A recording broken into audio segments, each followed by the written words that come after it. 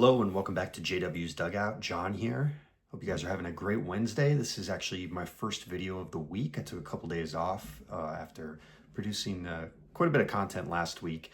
And before we dive into cards and the focus of this video, I just want to start off by sending out a big thank you. This past weekend, I actually passed 100 subscribers, and I know. Some of you are probably thinking, John, in the grand scheme of things, that's peanuts. But hey, YouTube shoved the notification in my face, so I figured I'd at least acknowledge it. But in all seriousness, I don't really chase the numbers when it comes to this YouTube channel. I just want to let you guys know I really appreciate every single one of you for taking the time to watch a video, drop a comment, hit the like button, or really just listen to me ramble about baseball cards and my undying love and passion for the game of baseball. You could literally do anything else, but instead you decided to at least watch one of my videos, and I really appreciate it. It means a lot to me, and it's definitely something that I don't take lightly, so hats off to you guys. I especially want to give a quick shout out to a couple of key individuals who have given my channel a lot of support over the course of the last 3 to 4 months since I've had this channel in existence. And that's either through promotion or consistently commenting on my videos, providing positive feedback, or just, friendship in the hobby. So we're talking everyone from Jeff over at Fine Collector, Jake at Legends Never Die, John at Nerding Out with Cards, Mike, of course, Baseball Collector, Matt over at Straight Race Cards, Alex, Bowman 53. There's a number of people who comment on my videos. And I always appreciate every single one of them. So from the bottom of this baseball lover's heart, thank you guys.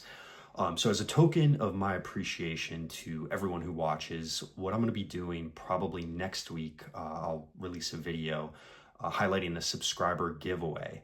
So stay tuned for that. I'll be releasing some details shortly. And what I'm going to do is I'm going to pick up the giveaway items this weekend at one of the big shows that I'm going to be talking about in a second. I'm going to touch upon. And again, I'll post a quick video that highlights what you need to do to be part of the giveaway, and then we'll reveal all the details. And hopefully one of you guys will pick up a couple of cool cards. All right, so since this is my first video of the week, I just want to give a quick recap of the weekend, because what a weekend I had. First and foremost, my Buffalo Bills won in what is probably the most exciting game of the past decade. Just an unbelievable comeback by the team, by Josh Allen, just a masterclass in the final few minutes there in the fourth quarter. And if you missed it, I posted a video showcasing some of my Buffalo Bills autographs and some of the key cards in my football set, a very small set, this past Sunday. Judging by the views, it wasn't exactly a blockbuster hit, but you know what? That's okay. I had some really nice comments, but I had a blast making it, and more importantly, that's really what counts when it comes to these videos. Did you have a good time putting them together? Aside from that, my wife and I actually had a date night. We were able to go to the Braves game on Saturday night.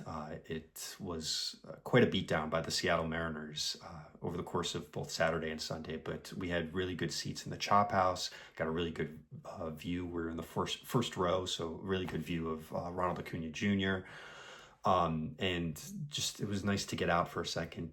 The grandparents babysat our kids, put them to bed for the night, and it was really nice to get out for a little bit.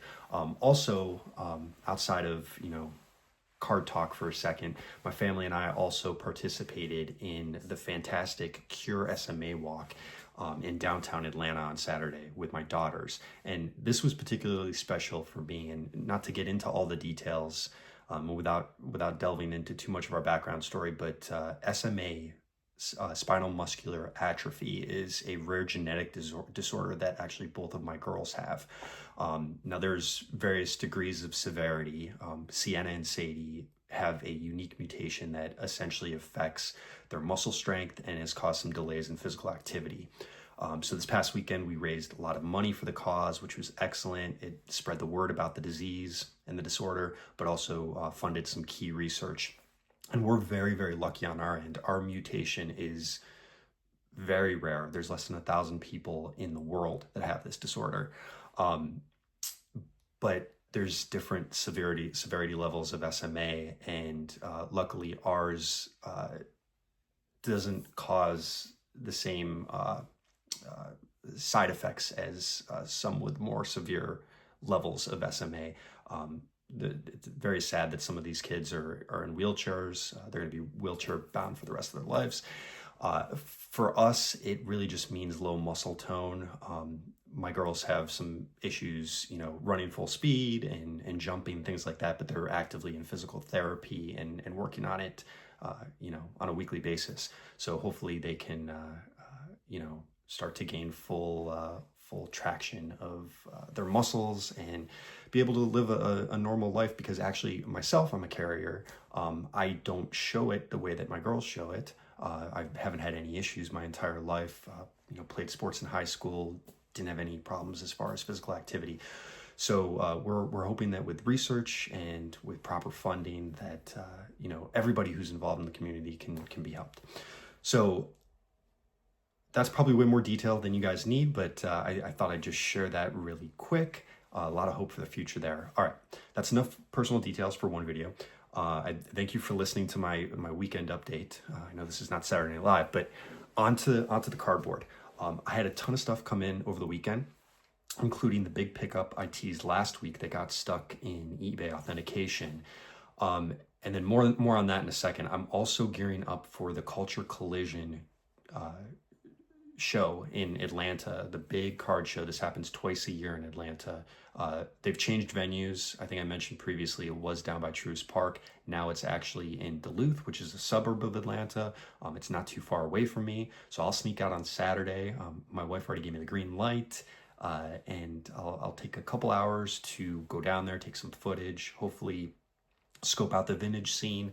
Hoping to pick up a few key cards, and fingers crossed I don't come home broke, but I don't think I will.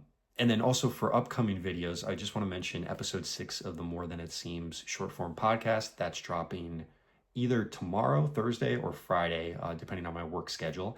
And I'm also planning on a video that's going to highlight the new way that I'm going to feature my Hall of Fame index cards. I'm just waiting for a few things to come in the mail, and then I'm going to make that video. And then lastly, I've decided to showcase my Fred McGriff PC. Everything from autographs to rare cards. So it's kind of be like a late 80s, early 90s extravaganza. So keep an eye out for that video. For now though, I've talked way too much. Let's turn the camera around and take a look at some cards. All right, guys. There's about 9 items to show off today. We're going to start off with a couple of modern pickups, 2 for my Fred McGriff PC, and then 1 Hall of Fame hopeful auto for my prospective Hall of Famer auto collection. And then we'll move on to some vintage with a few other key items sprinkled in between. So first up, leading off, as I mentioned, the 2 Fred McGriff items. Picked up this 2024 Pristine, pull it out of the sleeve here, 2024 Pristine Orange Refractor Auto of Fred McGriff out of 25, 4 out of 25. Really like the looks of this. Surprised for how cheap Fred McGriff's, autos are for some of the newer releases. This is actually part of a run as well that I've been working on. There's the Pristine version of this, which is non-numbered, the Gold Refractor out of 50, the Orange out of 25, which is this one here, and then there's the Red and the Superfractor. The Superfractor, of course, is a 1 of 1. Red, I believe, is out of 10. Correct me if I'm wrong on that. It might be out of 5, but I'm pretty sure it's out of 10. So I have the Pristine, the base one, if you will. I've got the Gold Refractor. I picked that one up a couple weeks ago, and then I have the Orange out of 25. So, when it comes to Fred McGriff, obviously I remember him best, and he became my favorite player when he was on the Braves. But I've followed him in his entire career. Even when he left the Braves in 97, joined the Devil Rays at the time, still followed his career.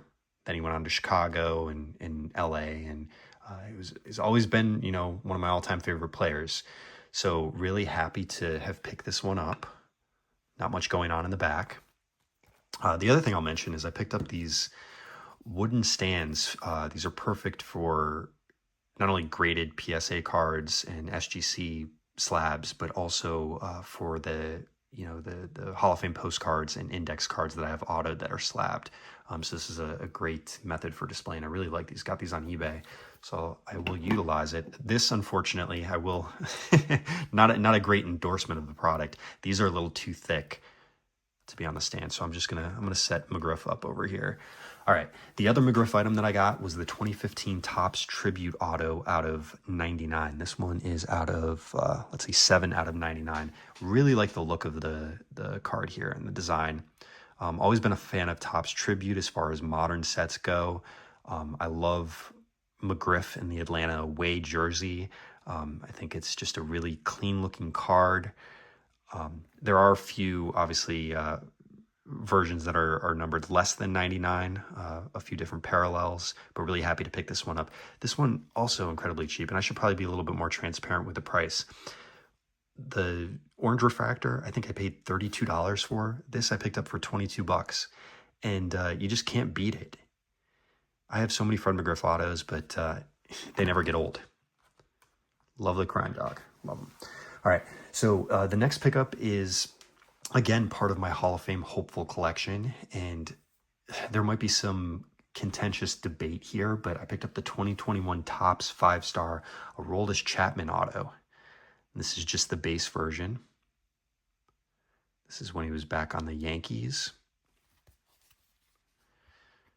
And of course, you've got, I got to get a new case for this. This one came in via eBay, and there's some tape residue on it, but you've got the 5 points on the back that I absolutely love. I love when they provide some very substantial stats here. So owns MLB record 500 innings pitched and 14.88 strikeouts per 9 innings. Third among actives with 276 saves. Obviously, this is a little outdated.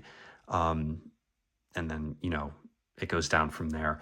But when it comes to Chapman, he's obviously having an incredible year. And I would say seemingly out of nowhere because, it's been rough the last couple of years. He's one of the few Hall of Fame hopefuls I didn't have in my collection as far as autos go.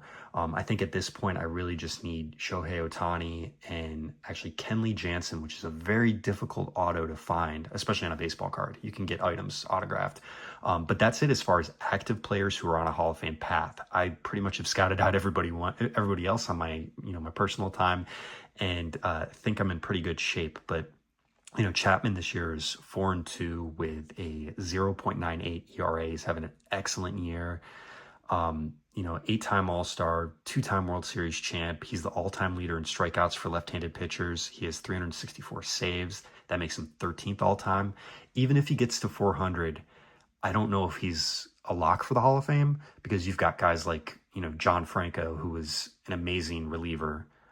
All those years for the Mets. He had 424 saves. Francisco Rodriguez had 437. He's not in the Hall.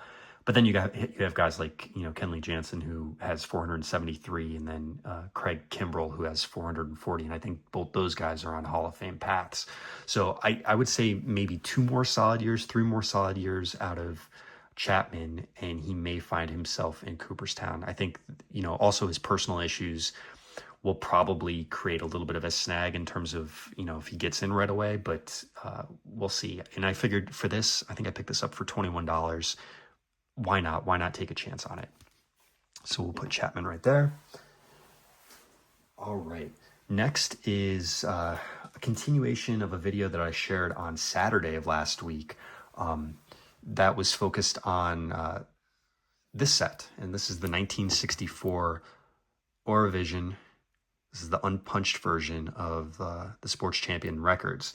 And I kind of teased this was coming in the mail on Saturday. It arrived Saturday evening. And what a beautiful Ernie Banks this is. Obviously has never been played. You've got no hole punch there. And then I also bought the Whitey Ford a couple days ago as well. So I'm slowly chipping away at the set. I think with the Ford, I'll be at 9 of the records. So I'm more than halfway there as far as completing the set. But this is just a beautiful version, an iconic shot of Banks on one knee. Prototypical smile. I got to take it out of this sleeve just disregard the tape there, but very clean back, great stats. I love it. We'll put Ernie up here. All right, next up, I have 4 more cards to show off in one item. This is, I alluded to this in my previous video that I did start a new Hall of Fame auto, not a Hall of Fame auto, a new Hall of Famer run.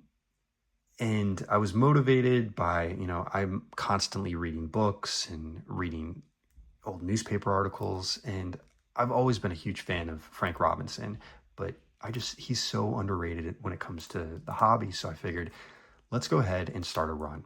So I picked up 3 key cards over the course of the last, I would say, week and a half to 2 weeks. And the first one I'm going to show off is this 1967 Topps Frank Robinson in a PSA 5.5.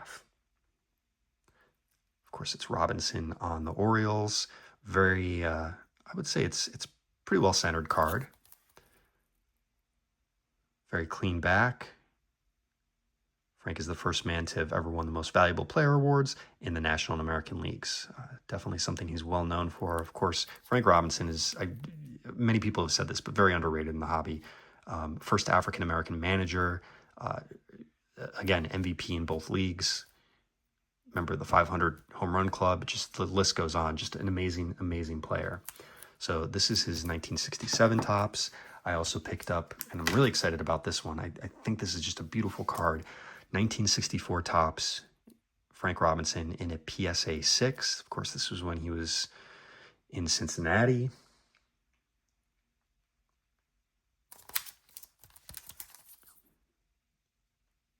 And this one actually, to me, looks a little bit better than a PSA 6, if I'm being honest. I think it's very well centered.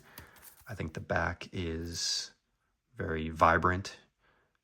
Love the orange there, and just a great card. And the other Robinson that I picked up, which is probably my favorite of the Frank Robinson run, even more so than his rookie card. I've always had a want to pick up this card, and this is the 1959 Topps Frank Robinson in the PSA 5. I love the black background. The 1959 Topps design, I feel like, is not everybody's cup of tea, but I like how it's like, the knothole gang. You're looking in a little viewfinder, if you will, and just an iconic shot of Robinson in his Cincinnati Reds uniform. And to me, this is very similar to, I know I showed it off during my last pickup video, the 1951 Bowman Larry Doby. It's just another quintessential vintage card that should be in everyone's collection. It's a very beautiful looking card. The back looks great. Frank attends college off season. Of course, Robinson was the 56 Rookie of the Year. Just an excellent player. They had this label 75. To me, this is a steal. PSA 5, I got this for, I believe, $58 all in. For 59 Topps in pretty great condition, I think. You really can't beat it. So that is the start of the Robinson run. I'm not going to go all in all at once. I'll pick up cards here and there. I'm still obviously actively working on the Hank Aaron run. That's kind of taking up a lot of my focus. All right, so one other item and then one card to show off. The item that I picked up, along with books, I love programs. And so trying to complete, I have all the programs from the 2021 World Series champion Atlanta Braves postseason run. For 95, I have the World Series program. I did not have the NLCS program. Now, this is not the one from Fulton County Stadium. This is from Riverfront Stadium, but the Braves and the Reds. And I absolutely love flipping through these old programs. Let me move the camera real quick. Give you just a little bit. I love seeing the old ads, reading the articles. And I'm going to go a little bit more in depth. I love this. Why don't we all pick up Ken Burns' Baseball on VHS? I love how dated everything is. They've got an ad for classic baseball cards. Majestic. But obviously the rosters of both NLCS teams. I was flipping through this yesterday when it came in the mail. And yeah, like, look at this. 1995 Emotion. I actually loved that set. And 95 Flair was so classy. They really went all in on baseball card advertisements. And so basically what I'm going to do is probably in the next, I'll probably save it for sometime in October, given that it's postseason baseball time. I'm going to showcase my 95 Atlanta Braves World Series champion autograph collection and my 2021 Atlanta Braves World Series champion autograph collection. And at the same time, I'll show off some memorabilia, some programs. We'll go a little bit more in depth on this, but let's see. There's my guy, Fred McGriff. Got Chipper, a young Chipper there. Just flip through this really quick. Yeah, this one cracked me up. It's an ad for 95 Leaf. Man, do I remember this ad from childhood. Flipping through, a Beckett and seeing this ad. They really, truly did go all in on baseball cards. But again, we'll spend a little bit more time on that in a future video, but really happy to pick this one up. And last, but certainly not least, the card that y'all came to see. Y'all, I really sound like I'm from Atlanta now, even though I'm from New York. All right. This card has been finally released from the prison that is eBay authentication, and that is the 1995.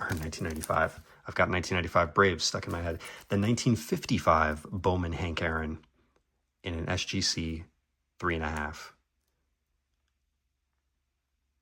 And what a gorgeous card. 1955, so a fresh-faced Hank Aaron would be, about 21 years old. And this is Hank Aaron's second major card, right after his iconic, 54 Topps rookie, and then obviously 55 Topps came out as well that same year. It's also his only Bowman card. So this card is notoriously tough to find in the high grade because of the colored borders, and you can see here, you've got chipping all the way around, but it's not often that you can get a 3.5 for the price that I paid for this. And I'll be pretty honest. It may have been, the market tends to fluctuate. I think that 1955 Bowman is getting more popular as the days go by here. But this one I paid a shade over $250 for, which I thought was pretty good. I've been on the lookout for this card for a very long time. And, like I said, chipping is very easily with these brown borders here, and centering is also another recurring issue. So I'm happy to get a version of this where the color looks great. I think the color of, the image of Hank Aaron looks great. There's some obvious wear around, both sides, up top, like I mentioned. The back looks really clean though. No issues, no staining. There's the dreaded eBay authentication seal. But yeah, this was Bowman's last year of production as well in the 50s, and just another piece of the Hank Aaron puzzle for me. I think, at the show coming up this weekend, I'm going to look for some of the late 50s cards that are still missing from my Hank Aaron run, but I am really, really chipping away, guys. I also have the league leader cards as well, and I think I'm down to maybe like 25 cards that I still need for the run. Again, that includes league leaders, so that's where you get into, the volume increases. But really, really happy to pick this one up. Really happy that it finally returned from eBay authentication, and this will be in my collection forever. So really happy to add that. All right, guys, I know this has been a very long video, so I thank you for sticking around. I thank you for always watching and stopping by the Dugout. Give the video a like, drop a comment, let me know what you think. And then we'll have, again, the More Than It Seems podcast. Episode 6 is going to be coming out later this week. And again, stay tuned for that giveaway announcement. I'm going to pick up a couple items during the show this weekend, and then we'll make the announcement. But thank you guys again for everything, for the love for the channel, and for just tuning in. Really appreciate it. Have a great Wednesday.